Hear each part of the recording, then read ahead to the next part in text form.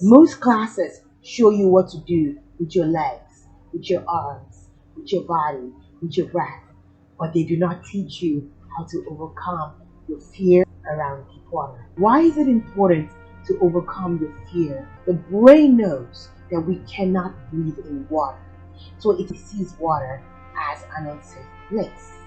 In the same way that it triggers a fear response, if we were to see a lion walking towards us, it does something similar if you have not demonstrated to it that you know how to be safe in water. If your brain triggers a fear response, if you panic, you leave your body and you're not conscious, you are not present in your body to keep your nose closed and keep your mouth closed and keep water out of your lungs.